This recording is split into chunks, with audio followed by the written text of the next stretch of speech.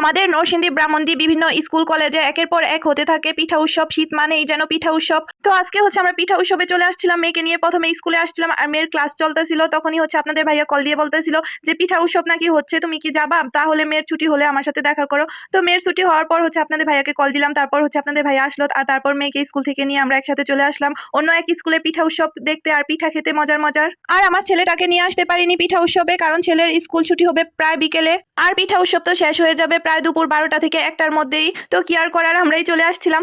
আর এসেই শুরু হয়ে গেল আমাদের মজার মজার পিঠা খাওয়া, পিঠা ফিরনি কেক একটার পর একটা তো খেতেই আসি।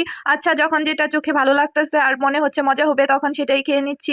আর এখানে চাউমিনটা দেখেও মনে হচ্ছিল মজা হবে, তো কি আর করা, পেটে তো আর জায়গা নেই, অনেক কিছু খেয়ে নিলাম। আর চাউমিনগুলো আমি পার্সেল নিয়ে নিলাম। তো এখানে আমার মেয়ে কান্নাকাটি করতেছিল, ও নাকি বাসায় যাবে না, ও নাকি রাইডে উঠবে। ওকে কোথায় নিয়ে আসলাম, পিঠা উৎসবে কেন নিয়ে আসলাম, এখানে কোনো রাইড নাই কেন, ও এখন কোথায় খেলা করবে, এইসব বলেই ওর আব্বুর সাথে কান্না করতেছিল।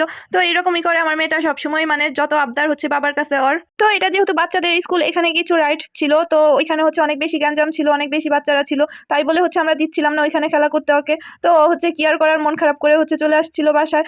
আর যাওয়ার পথে যেহেতু মেয়ের মন খারাপ, সেহেতু ওর আব্বু তো একটার পর একটা এটা সেটা মেয়েকে একটার পর একটা কিনেই দিচ্ছিল যেন মেয়েটা হাসি খুশি থাকে। তো আজকের ভিডিওটা এই পর্যন্তই। ভালো লাগলে অবশ্যই সবাই লাইক কমেন্ট শেয়ার করবেন। আল্লাহ হাফেজ।